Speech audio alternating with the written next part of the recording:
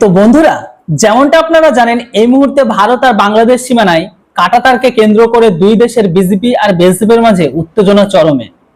বিজেপির তরফ থেকে এমন ভাবে পজিশন নিয়ে আছে মনে হচ্ছে যেন কোনো মুহূর্তে ভারতের বিএসএফ এর উপর আক্রমণ করবে। হ্যাঁ, আক্রমণ করাটা সেটা তো পরের ব্যাপার, তারই একটি দৃশ্যপট এই ভিডিও ফুটেজটি, যেটা আপনারা শুরুর পূর্বে দেখলেন।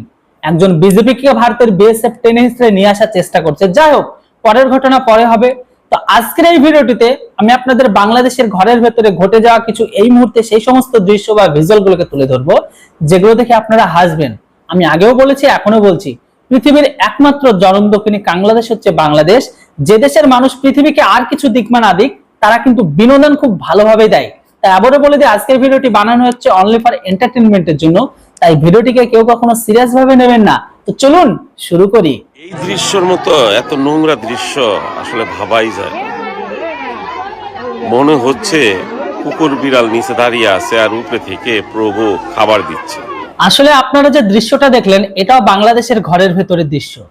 কোনো ফকিনি যখন হঠাৎ করে বড়লোক হয়, তখন তার দেশের মানুষগুলোকে বা সাধারণ গরিব মানুষগুলোকে ঠিক এইভাবেই দেখে। হ্যাঁ, কিছুদিন আগে ঘটে যাওয়া বাংলাদেশের ঘরের ভেতরে দৃশ্যপট উঠে এসেছে, যেখানে কুরবানির মাংস বিতরণকে কেড়ে মনে হচ্ছে সে কুকুর ছাগল গরু ভেড়াকে খাবার বিতরণ করছে। দৃশ্যটা কিন্তু ওটাই প্রমাণ করে। যেটাই হোক, মানুষ মানুষকে সাহায্য করবে, এটাই স্বাভাবিক। কিন্তু এই সাহায্যের মধ্যে যদি মানবিকতা না থাকে, সে সাহায্য করার থেকে না করাই ভালো। আর এই মানুষগুলো তাই সেই দেশের ঘরের ভেতরে মানুষের কতটা ক্ষুধার্ত আর কতটা গরিবপনা থাকলে ঠিক এরকম দৃশ্যের মধ্যেও তারা মাংস নেওয়ার জন্য কাড়াকাড়ি করতে পারে। তো এরকমই মনে হয় আসলে আমাদের বাংলাদেশে কুরবানি দেয় শুধু একটা নিজেদের খাওয়ার জন্য, ফ্রিজ ভরার জন্য, গরিব অসহায়ের জন্য আসলে কেউই তাকায় না। যাই হোক, এইসব দৃশ্য তো ঘটতেই থাকবে, কেননা দেশটাই তো জনমদক্ষিণী কাঙাল। এখন ওটাকে সাইডে রাখি।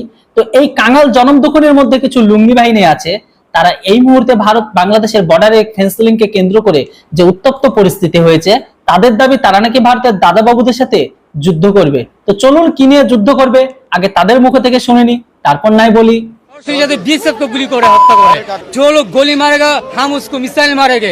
মিসাইল যে মারবেন, আপনাদের কাছে মিসাইল আছে কটা, আর কি কি বা মিসাইল আছে সেগুলো যদি একটু জানাতেন তাহলে একটু ভালো হতো। মানে দাদা বাবুরা একটু ভয়টা পেতো আর কি। ভারত যদি একটা গুলি চালায়, আমরা 1000 গুলি চালাবো ভারতকে। ধুর মিয়া, ফালতু ফাজাল পারেন।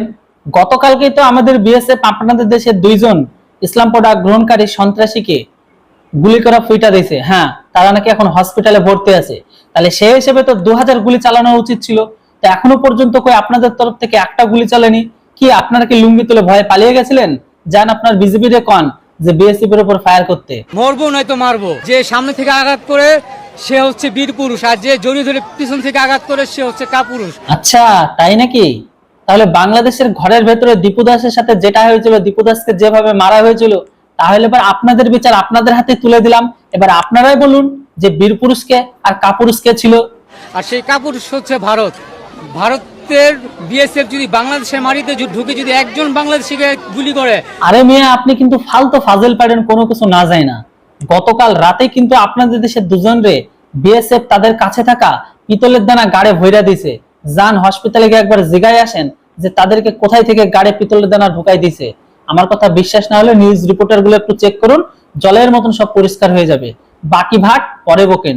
তাহলে আমি বলবো বাংলাদেশের বিজেপিকে ঠিক আছে, ভারতের মাটিতে ঢুকে ঠিক আছে বিজেপি সরাসরি বিএসএফ কে গুলি করতে।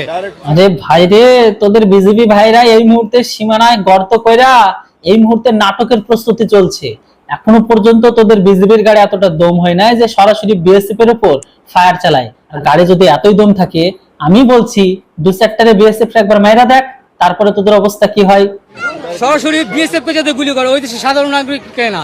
আমার দেশের সাধারণ নাগরিককে মারবে ঠিক আছে, আর আমাদের দেশের বিজেপি যাতে বর্ডার বাংলাদেশ যাতে ঠিক আছে সরাসরি বিএসএফ কে আঘাত করে।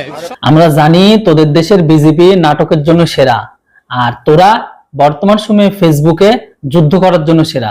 তোদের জন্য ওইগুলোই মানায়। তোরা যে দাদা বাবুদের সাথে যুদ্ধ করবি, তা যুদ্ধ করবে কি দিয়া? কলা গাছের মিসাইল, কলা গাছের ট্যাঙ্ক, কলা গাছের আরপিজি, কলা গাছের বন্দুক দিয়া।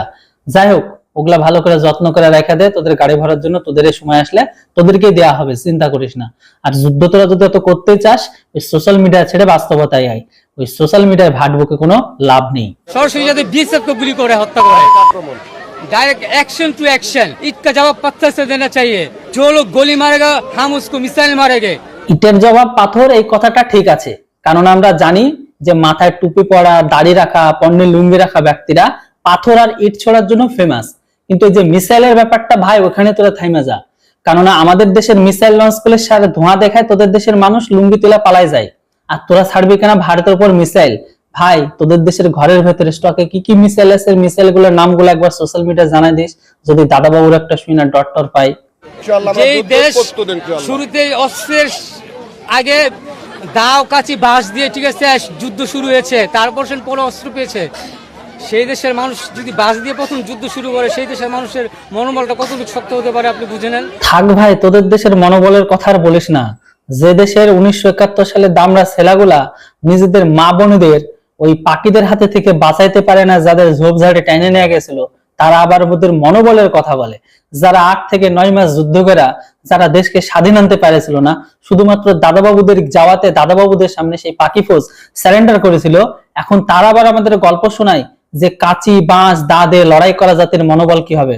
ভাই তোরা জাতি হিসাবে কেমন সেটা আমাদের আর এক্সপ্লেন করার প্রয়োজন নেই, সেটা আমরা হাড়ে হাড়ে জানি। কিন্তু এইটা কস না যে তোদের মনোবল সম্পর্কে, যে দেশের মানুষ নিজেদের মা বোনের পাখিদের হাত থেকে তাদের বাঁচাতে পারে না মান সম্মান, তারা আবার বলে কিনা ভারতের সাথে যুদ্ধ করবে। ভাই ওটা 1971 ছিল, আর এটা হচ্ছে 2026। ওই এখন আর দা কাছের যুগ নেই, এখন হচ্ছে ফুটেসের যুগ, মানে পিতলের দানা। এই পাশ থেকে বাটন টিপবে, ওই পাশে গিয়ে ডাম হবে, তখন পরে বলবে হাই আল্লাহ একা হওয়া। ভারত যদি একটা গুলি চালায়, আমরা 1000 গুলি চালাবো ভারতকে। তা বলছি স্টকে 1000 গুলি আছে তো, কেননা আমার জানা মতে আমাদের এই পারে থেকে চাল টাল টাল ডাল নুন না গেলে যাদের হাড়ি চলে না, তারা আবার 1000 গুলি ফায়ার করবে।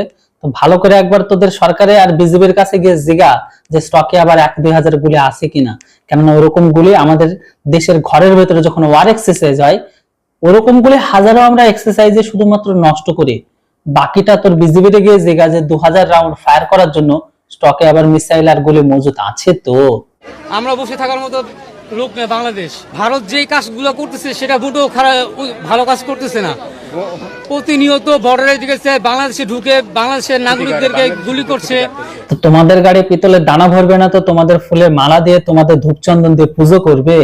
রাত্রে হবা এই পারে গরু চুরি করতে আসবা, অবৈধভাবে ভারতে ঢুকবা, অবৈধভাবে বিএসএফ এর উপর হামলা করবা, ভারতের সাথে বিভিন্ন উস্কানিমূলক কাজকর্ম থেকে অবৈধ রকম কাজ কামে যুক্ত থাকবা, তো তোমাদের বিএসএফ তোমাদের গাড়ি পিতলের দানা দেবে না তো ফুল দিয়ে পুজো করবে?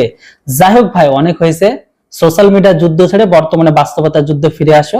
তোমাদের গাড়ি যদি দম থাকে, আমাদের দেশের কয়েকটা বিএসএফ রে ফুটাই দাও, মানে মাইরা দাও, তারপরেও কথাটা বাকি নাই সেখানেই হবে। যাই হোক, ওই হাই আল্লাহ একে হওয়া, আল্লাহ বাঁচাও, আল্লাহ দেখে, আল্লাহ করছে, ওই সমস্ত কথা শোনার এখন টাইম নাই, কারণ এটা হচ্ছে 2026 সাল। ওই সোশ্যাল মিডিয়ায় ভাটবকে সোশ্যাল মিডিয়ায় যুদ্ধে যেতে যায়, কিন্তু বাস্তবতায় আসো, বাস্তবতায় লড়ে দেখাও।